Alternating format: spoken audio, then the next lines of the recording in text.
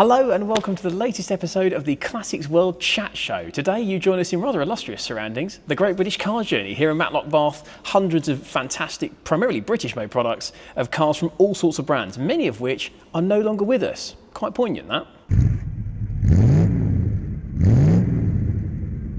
So chaps, what we're going to talk about today is the marques that we've lost, because in the world of classics there are a lot of brands that we talk about and names that we've lost to history for various reasons, politics and mergers and whatever, and which ones we would bring back, because a lot of people say, oh, if they still existed today they'd be popular and they'd be successful, but which ones do we actually think would have legs? Now Paul, obviously you're not the most regular on this show of the channel, as it were. What would you bring back? If you could bring any legacy car brand back that we've lost? Taught all of that, isn't there? There are so many of them, but I mean, we had a chat earlier on and I was saying, what about Saab? You know, that had a unique place in the market and now it's gone. Volvo and Saab, they were sort of level pegging as a sort of almost premium. Volvo's still with us really, but Saab, yeah, gone. Why do you think they aren't with us anymore? There's all sorts of reasons we lost Saab, really. Well, yeah, it can be controversial, can't it? General Motors copied it up, didn't they? That's the accepted answer, isn't it? But it's interesting, isn't it? If you chart the fate of Saab versus Volvo throughout the 90s, when Volvo just seemed to could do no wrong, the touring car era, the 850s and all that kind of stuff, and their product line just got better and better, whereas for some reason Saab seemed to get worse. There was a dilution of the brand, sort of the Cavalier-based 900 and things like that. Well, you said that it lost the kind of Saab core value. Well, it does, yeah. We had a 9.3 actually. I just happened to feel the back of the column stalks for some reason, and it was like one of those really cheap children's beach spades that you got in the 70s. You know, they hadn't even finished the back of the moulding properly. And yeah, someone commented, yeah, look, it's lasted 100,000 miles, but it just felt horrible. And when you worked it clanked. And I just thought, well, there you go. You know, people who were buying Saabs because it was a sort of almost a BMW, almost, you know, quality product. They didn't want it to feel like that, and so they drifted off. They may as well have bought a Vauxhall instead, and that was the problem. It was a Vauxhall underneath, and they just put a little bit of quirkiness here and there. It wasn't enough. It was tokenist, wasn't it? Yeah. It didn't help. And it didn't sort of have those sort of Saab core values, because ultimately, like, it's one thing to last, but it doesn't feel like a premium product, which it should still be, given how much they cost as well. They were BMW money. Yeah, they had the turbocharged thing was their USP at one point, but of course the rest of the world caught up. And interestingly, Saab could have been so very different, because when Jaguar were trying to resist being taken over by Ford, Sir John Egan's memoir points this out. They had a team in Sweden ready to do the deal with Saab if they couldn't do the deal with Jaguar. So, you know, if things had gone differently, Saab might have been ended up part of Ford. Ford, oh wow. Look how well Ford did with Jaguar. Controversial comment, I know, but I think they did do well with Jaguar. Yeah, and I'm going to stand by that forever, and I think history's going to prove me right very soon.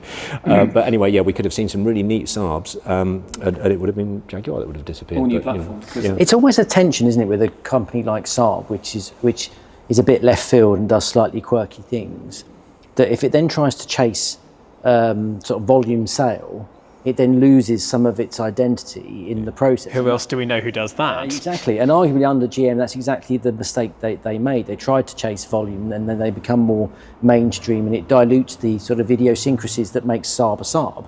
And we see that sometimes with Citroen. Yeah. When Citroen sort of tries to go mainstream and chase the sales, it loses that sort of quirkiness that we like Citroens for. Yeah, exactly. And I think you're right. There are bits of those latter Saabs where the quirkiness kind of shines through. I mean, there's a video coming on the 9.3X all-wheel drive, which is such a weird and wild car, and arguably it came too late. And it was. But the trouble is, there were things like, by the end, they were weird, but not necessarily in a good way. Mr. Whedon, what would you bring back from the dead?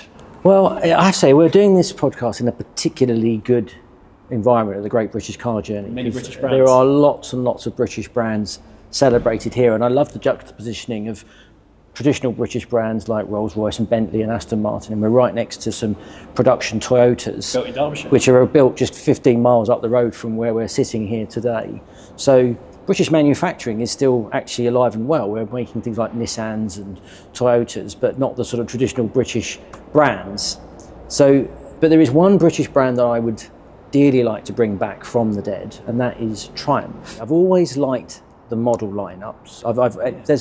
There's so many models in its particularly sort of post-war history I really like, and they're not all the same either. Like, you know, I've always liked a Herald, and the Vitesse. GT6 and the Spitfire and all that lot. Yeah, and I love the TR range. I think there's a sweet spot around TR5, TR6. Also the Stag gets a lot of beating for overheating problems and all that kind of stuff. But the Stag is great. It's this proper sort of bruising sort of V8 powered cabriolet, call it what you will, and I love that model. And then you've got the cheeky little Spitfire and the GT6. There's such a lovely broad range. And it's a shame. I mean, I think the TR7 could have been an amazing car had it not been brought out in the middle of a fuel crisis and concerns about North America banning convertibles and general British Leyland production quality malaise, because that TR7 was quite visionary, and while it was quite a break from the TR6, I think it was still a great car. Well, imagine that car now, slightly evolved for crash protection and a slightly sort of more modernised dashboard, and I think it was stand its own now. I think it's that good. Then there were the rumours when BMW bought Rover, they technically owned the Triumph. They sort of still do. I believe they still do. And there was talk about maybe bringing back the Triumph name, maybe a rebadged BMW Z3 or something like that. And that makes you sort of hanker after the idea of a British sports car. And if one of the sort of German or Japanese car makers did try and ape Triumph, I think they could do a really good job with it. Actually, you sort of think about a BMW Z4 potentially sort of rebadged and re-engineered to be a bit more Britishy, a bit more sort of leather and wood and all that. Because you think what they did with the Honda Rovers. They took Honda Ballard, added the British touches, and made it a more rovery appropriate. You could do that with the Triumph, with a BMW. It wouldn't be the hardest thing in the world to do. Well, of course they did the Mini. They did. They did pretty well with that. So yeah, they sold a couple of those.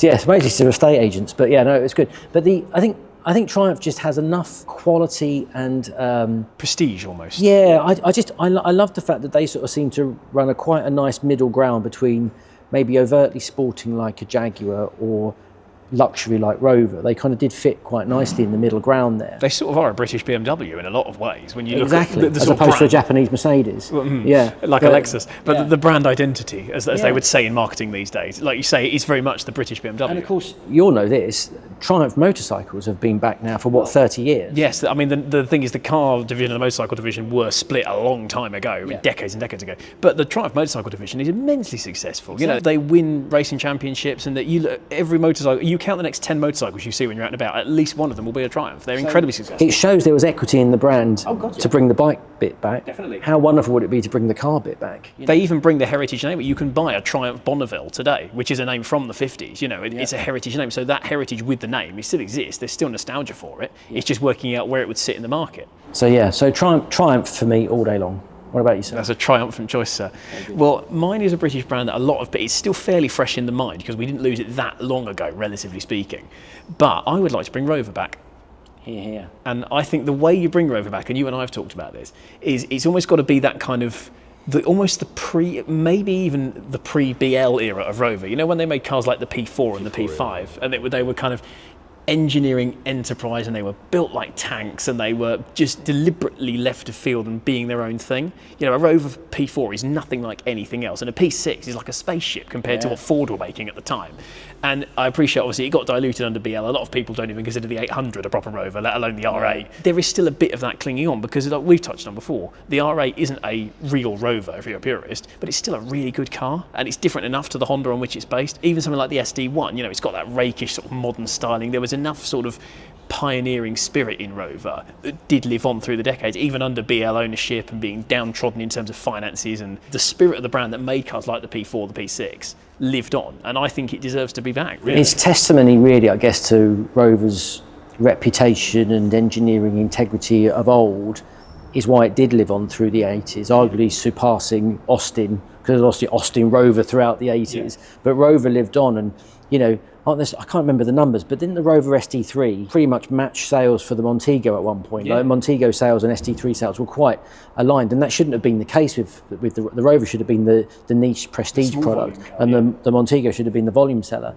Whether that says more about the Montego, I don't know. Well, it may well do, but essentially what you've got is a brand that clearly did enough stuff well in the past to see it through those slightly difficult days of the 80s when it was trying to establish itself with that Honda tyre. At the beginning of the end for Rover, I think cars like the 25 and the 45 and so on, there's not a lot of pure, like a Rover purist who likes a P6 or a P4 wouldn't even give those the time of day. But actually in their right, they're still good cars. There's enough left field spirit that I think that brand would have a place if it were to come back. Well, it's not the engineering though, is it? It's not only the engineering, it's the need to chase volume and the break-even point, and there was no place in the car industry for a mass market player that couldn't play hard enough in volume. Well, that's what you even see Mercedes-Benz. Back in the 80s, no one built cars as well as Mercedes, and by the 90s, they're rusting when they're barely out of warranty. So it's like you say, it's one thing to build a high quality product, but you reach an era where a high quality product doesn't necessarily sell in volume, and that's ultimately how you keep the lights on. I don't know where Rover could sit in the market. It'd almost have to sit where Triumph could hypothetically sit, and then you end up with the debate of which one would you bring back. Not above or below a BMW. They almost have to sit off to one side as that kind of more British take on it. But then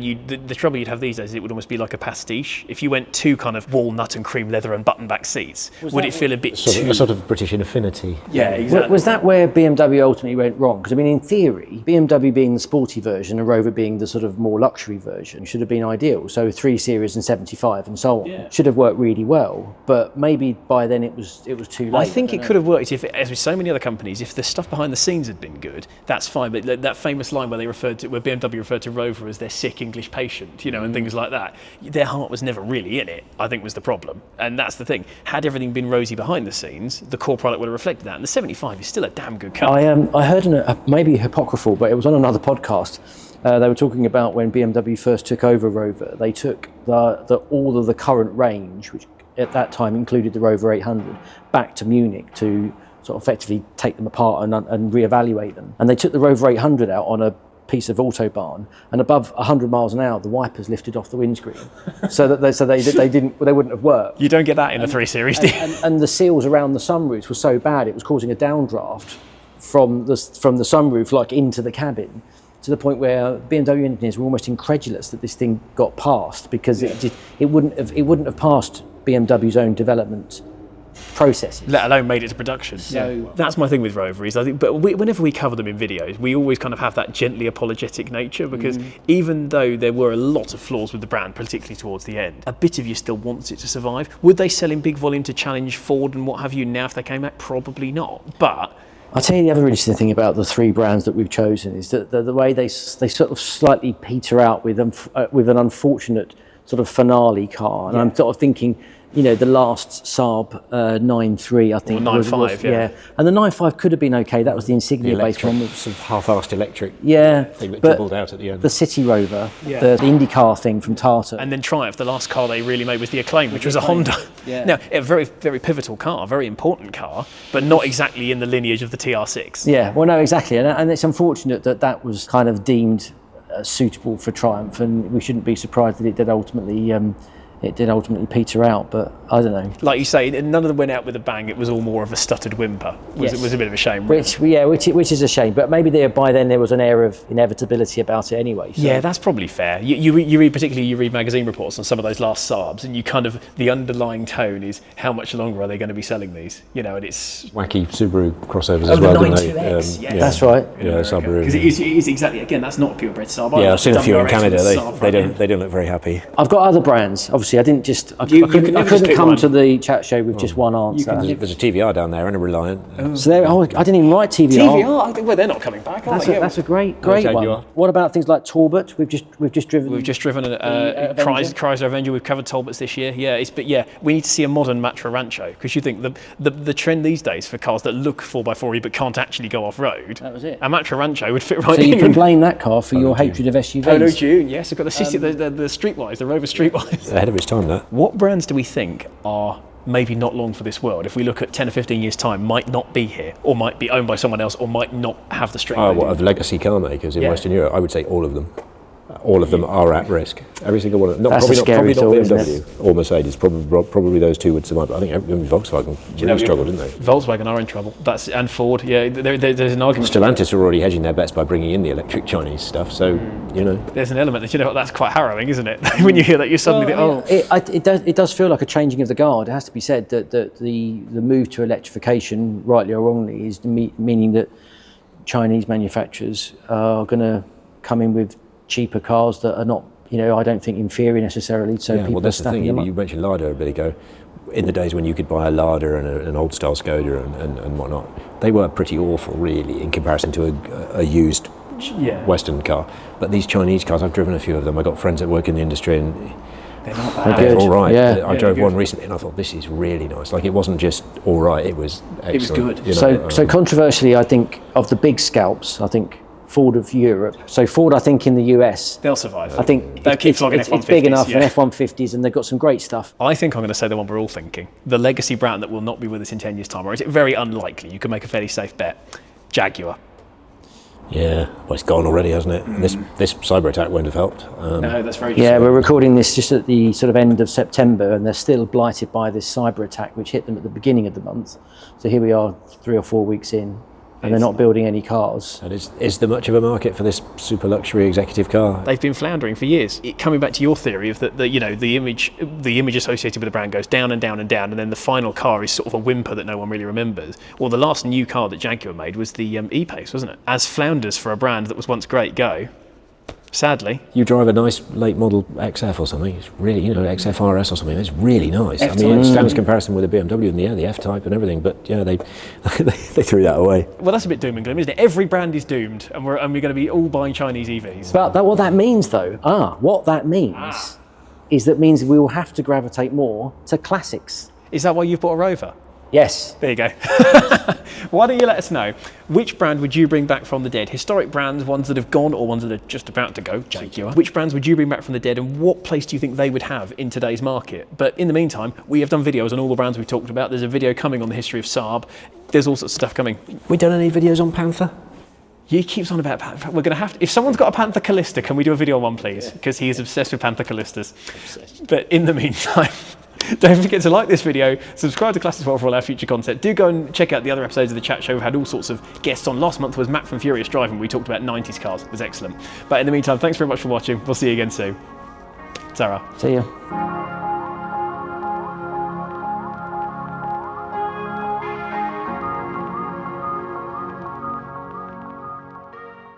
And then what brands do we fear for their future? Jaguar. Everything apart from BYD. Yeah, and JQ. Coming soon on Classics World.